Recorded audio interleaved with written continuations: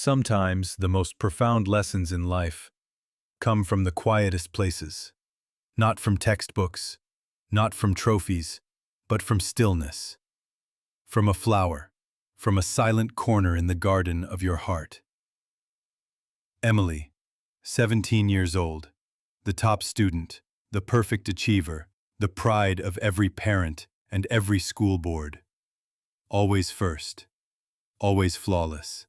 From one class to the next, one exam to another, she never stopped, never slowed down.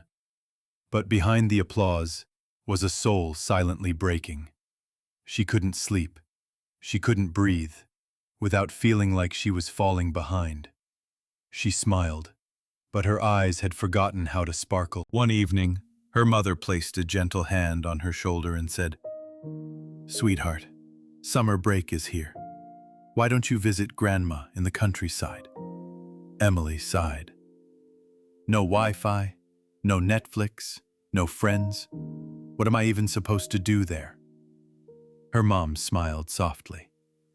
Maybe doing nothing is exactly what you need. The moment she arrived, the world felt different. No traffic, no buzzing phone, no endless deadlines. Only the wind rustling through leaves, the smell of rain on earth, and a silence that wrapped around her like a warm blanket. Her grandmother welcomed her with open arms. "My little butterfly has flown home."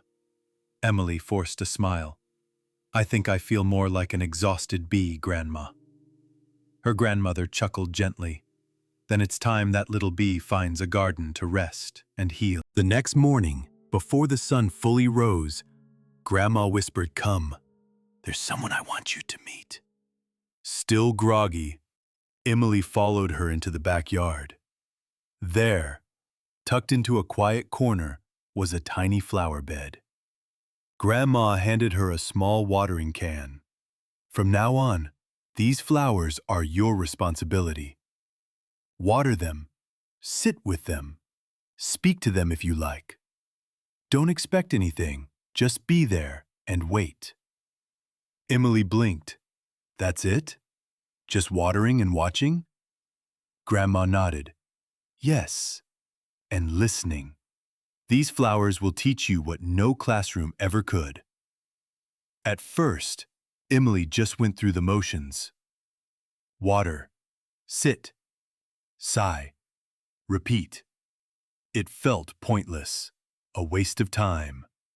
But day by day, something shifted. She noticed the first bud stretch open.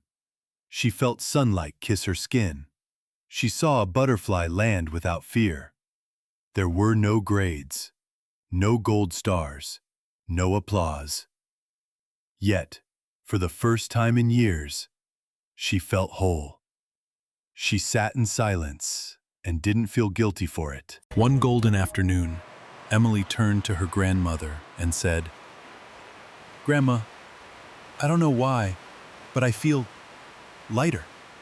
Like something heavy finally left me." Her grandmother gently placed a hand over her heart. "Because, for the first time, you stopped running and started living." She looked deep into Emily's eyes. "Life, my dear, is not a race. It's a garden. You cannot force the flowers to bloom. A farmer plants seeds and waits.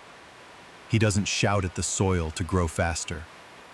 A bird builds its nest, one twig at a time, not all in a day. A mother carries her child for 9 months, because all things beautiful take time. And so do you. You are not a machine.